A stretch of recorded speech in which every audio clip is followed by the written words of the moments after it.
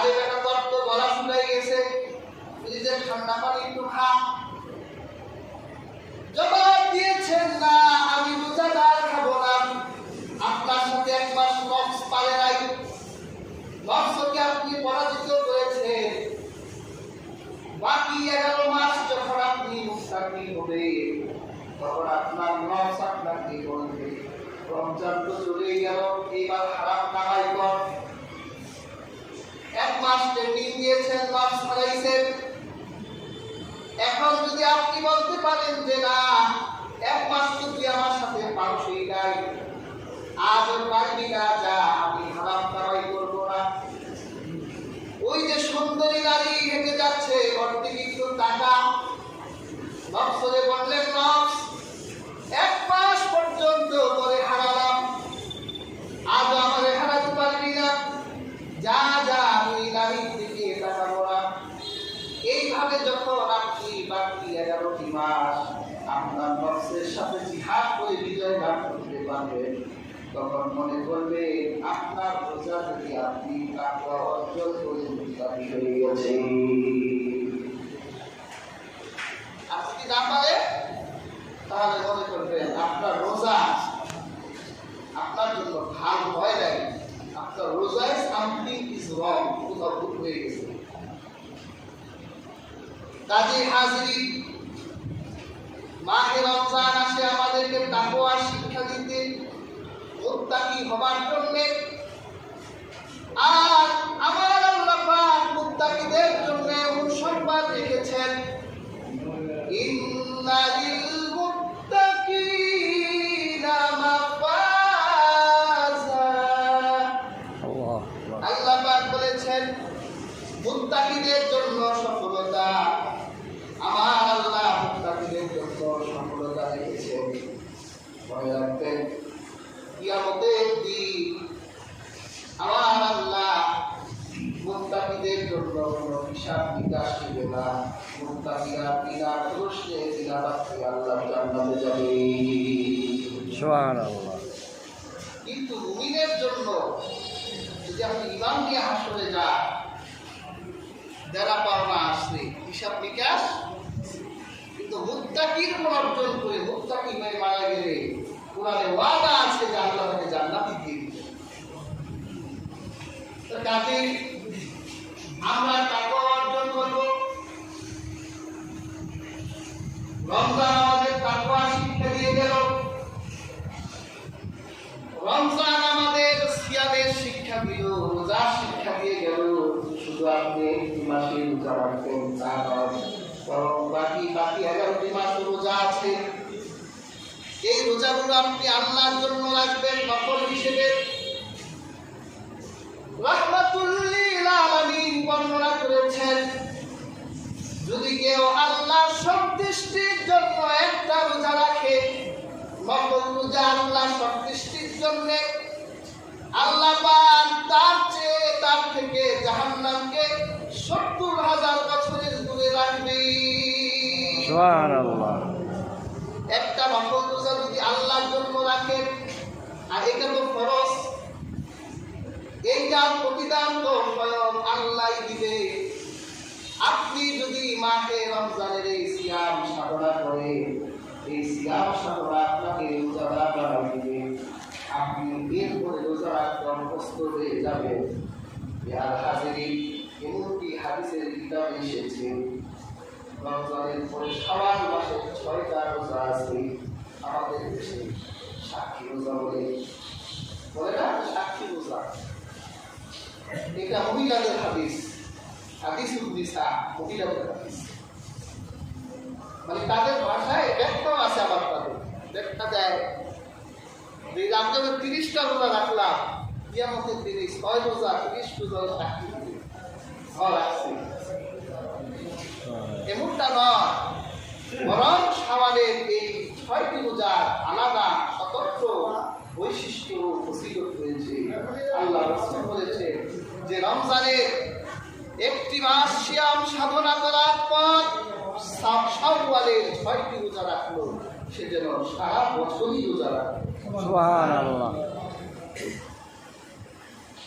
1 মাস রোজা এক মাস 30 দিন 30 দিন ধরে এক একটা রোজার মান যদি কমপক্ষে 10টাও হয় তাহলে 300 দিনের 330টায় 300, আর শাওয়ালের 6টি রোজায় 7, আর বছরের 5টা দিন রোজা রাখা হারাম, সে যেন সারা বছরে রোজা রাখলো। সেই জন্য তাকওয়ার দিক থেকে হলেও আমাদের 6টি রোজা রাখা দরকার। এক মাসের রোজা রাখবেন আর রোজা রাখবেন না, এটা মুমিনের চরিত্র হতে পারে না, বরং মুমিন শাওয়ালের 6টি রোজাও রাখবে। এরপর আল্লাহর হাবিব সাল্লাল্লাহু আলাইহি ওয়াসাল্লাম বলেছেন, রমজানের পর সবচেয়ে দামি রোজা হলো মুহররমের রোজা, আশুরার রোজা। রমজান মাসের পর সবচেয়ে দামি রোজার মাস, সবচেয়ে দামি রোজার নাম হলো মুহররমের আশুরার রোজা। আল্লাহ রাসূল সাল্লাল্লাহু আলাইহি ওয়াসাল্লাম মদিনায় গিয়ে মদিনার ইহুদিদেরকে রোজা রাখতে দেখলেন, আর তাদেরকে বলল রোজা রাখো কেন? তারা বলে রোজা রাখি এই দিন আল্লাহ আমাদের নবী হযরত মুসাকে ফেরাউনের হাত থেকে নাজাত দিয়েছিলেন, শুকুর হিসেবে রোজা রাখি। আল্লাহ রাসূল বলল, মুসা আমার ভাই, আমি একজন নবী, মুসা একজন নবী, যদি আমি জীবিত থাকি তাহলে একটা রোজা নয় বরং আমার ভাই মুসার জন্য আমি রোজা রাখবো। সুবহানাল্লাহ। আপনি যদি মাহে রমজানের সিয়াম সাধনা করে সাধক হন তাহলে আপনি মুহররমের রোজা রাখতে পারবেন, কারণ অভ্যাস হয়ে গেছে, ঠিক না? আল্লাহ রাসূল সপ্তাহে রোজা রাখতেন, বৃহস্পতি সোমবার। আল্লাহর হাবিবকে জিজ্ঞাসা করা হলো, ইয়া রাসূলুল্লাহ, ইয়া হাবিবাল্লাহ, আপনি সোমবার রোজা রাখেন কেন? আল্লাহর হাবিব বলেন, সোমবার জন্ম নিয়েছি আর সোমবার আমার প্রতি প্রথম ওহী এসেছে। ইয়া হাজিরিন, আল্লাহ রাসূল বৃহস্পতি সব রোজা রাখতেন। শুধু তাই নয়, রাসূলুল্লাহ প্রত্যেক চন্দ্র মাসের 13-14 করল, এটাকে আইয়ামুল বীজ বলা হয়, অর্থাৎ পূর্ণিমার চাঁদ দিনের মতো আলো দেয়, সাদা শুভ্র আলো দেয়। আল্লাহ রাসূল এই পূর্ণিমার চাঁদের শুভ্রতাকে বৈশিষ্ট্য মণ্ডিত করার জন্য প্রত্যেক মাসে পূর্ণিমার 3টা রোজা রাখতেন। মাসে হয়ে যেত কয়টা? বছরে 36টা রোজা, মাসে 3টা। যে 36টা রোজা রাখে সে যেন সারা বছরই রোজা রাখে। এই রোজাগুলো কে রাখতে পারবে? যে মাহে রমজানের 1 মাস রোজা রাখতে পারে সে পারবে, কারণ তার অভ্যাস আছে। আর যে সারা বছর রোজা রাখে না সে মাহে রমজানেও রোজা রাখতে পারে না, অভ্যাস নাই। হুজুর পারি না, অভ্যাস নাই, ঘরে দরজা দিয়ে যায়। অভ্যাস করো না কেন? কিয়ামতের দিন তো তোমার এই ফরজ রোজাগুলো না রাখার কারণে অপরাধ হয়ে যেতে পারো। তাহলে হাজিরিন, মাহে রমজানের এই সিয়াম সাধনা আমাদেরকে রোজাদার বানাবার জন্য আর রোজার অভ্যাস করে তোলার জন্য আল্লাহ দিয়েছে। তাহলে মাহে রমজান চলে যাচ্ছে, আমাদেরকে শিক্ষা দেয় কি? তাকওয়া শিক্ষা দেয় রোজাদার হওয়ার জন্য। এরপর মাহে রমজান চলে যাচ্ছে, শুধু সিয়াম শিক্ষা দেয় না, বরং কিয়াম শিক্ষা দেয়। এই যে আমরা মাহে রমজানে ইবাদতটা যে করি, অন্য মাসের চেয়ে বেশি নামাজ পড়ি কিনা বলে? বেশি করি না? অন্য মাসে তো 5 ওয়াক্ত পড়ি, হ্যাঁ, 17 রাকাত ফরজ আর 12 রাকাত সুন্নাত, 3 রাকাত পেতে, এইটাকে আমাদের নামাজ। কিন্তু মাহে রমজানে 20টা রাকাত তারাবি নামাজ পড়ে, আবার সাহারি খাওয়ার কারণে শেষ রাতে উঠে যান, আল্লাহ এরকম অনেক বান্দারা আছে যারা শেষ রাতে শুধু সেহরি খেতেই উঠে না, বরং والذين يبيتون لربهم سجدا وقياما রাতের আধারে যারা সিজদাতে রয়, যুদ্ধ চোখে অশ্রুতে নদী যেন ছলনার হাত ছানি যতই আসুক, পেছনে ফিরেও তাকায় না। যাদের হৃদয়ে আছে আল্লাহর ভয়, তারা তবু পথ ভুলে যায় না। শুধু সেহরি খেতেই উঠে না, বরং সেহরি খাওয়ার আগে অথবা সেহরি খাওয়ার পরে ওযু করে যায়, নামাজে দাঁড়িয়ে যায়, কিছু তাহাজ্জুদের হুজুরি আল্লাহর কাছে পাঠায়।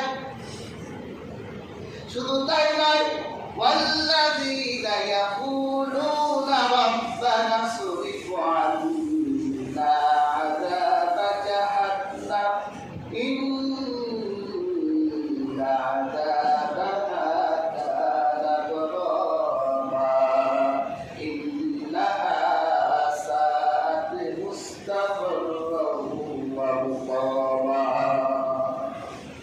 তারা জানে জাহান্নাম আবাসার অবস্থানের দিক থেকে খুব ভয়ানক।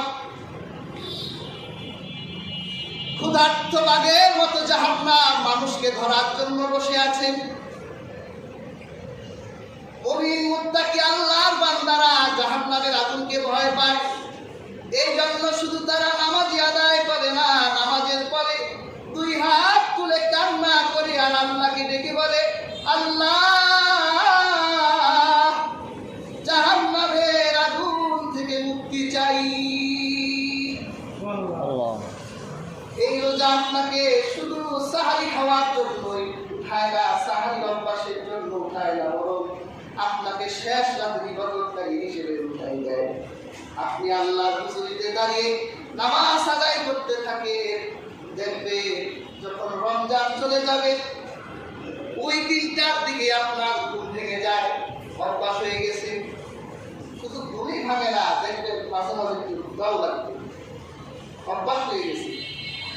আপনি যদি অভ্যাসটা নষ্ট করে দেন তাহলে আপনার পুরা কপাল। আর যদি অভ্যাসটা ধরে রাখেন যে না, এক মাসে যেহেতু 3টা বাজে ঘুম ভাঙার অভ্যাস হয়ে গেছে, তাহলে উঠে যাই। রমজানে যেমন কিয়ামুল লাইল তাহাজ্জুদের নামাজ পড়তাম, তাহলে শেষ রাতে একটু তাহাজ্জুদের নামাজ পড়ি।